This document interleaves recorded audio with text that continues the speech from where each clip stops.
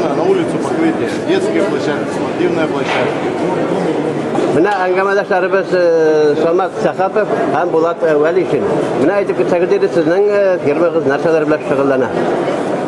Хәзерге вакытта бизнесны башлау өчен яңа гына ачылган фирмаларга бик күп расходлар тотарга кирәк. Без үзебезнең системалар ярдәмендә бу расходларны кыскартырга ярдәм итә алабыз. Безнең чиракта монда Linux системасы кулланыла. Һәм ул бушлай ясала, то есть Америка фирмаларына Windows белән чагыштырганда аның бәясе күпкә выгоднырак, то есть аның по большому счету бәясе гомумән юк, то есть ул бушлай распространяться ителә. Шуңа инде без бизнесны башлау очрагында 100 меңгә хәтле бизнесны башлау расходларын кыскарта алабыз. Безнең фирма как раз моның белән ярдәм итә ала сезгә. Менә Булат әфәнде, сезнең шушы фирмагыз качан төзелде, оешты?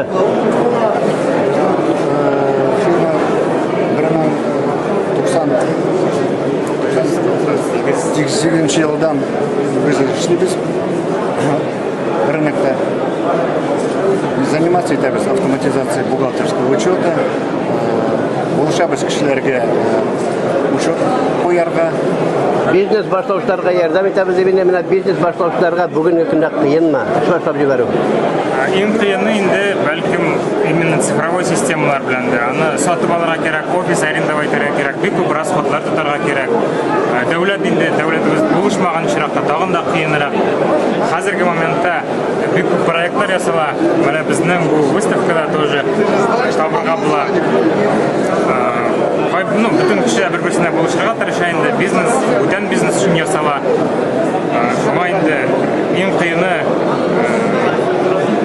решение принимать идер, наверное. Башлап җибәргәндә инде ярдәм итүчеләр табылырга тиештер дип уйлыйм.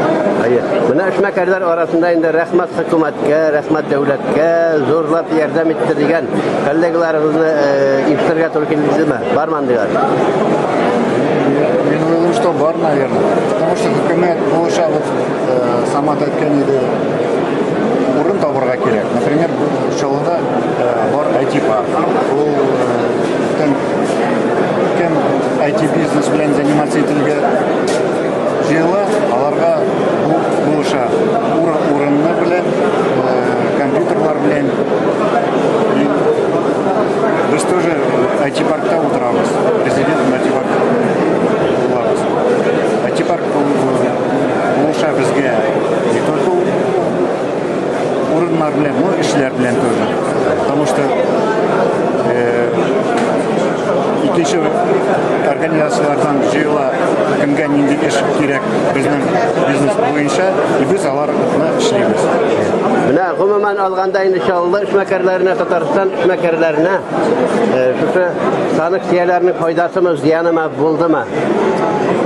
Зыян андыр дип уйлыйм. Именно шул санкциялар безгә берничек тә бәйләнмәсен өчен без Linux системасына күчәргә уйлыйбыз. Киләчәктә бушлай программное обеспечение бүтән кешеләр дә кулланыр дип уйлыйм. Һәм без бүтәнсенә дә ярдәм итәчәкбез моның белән.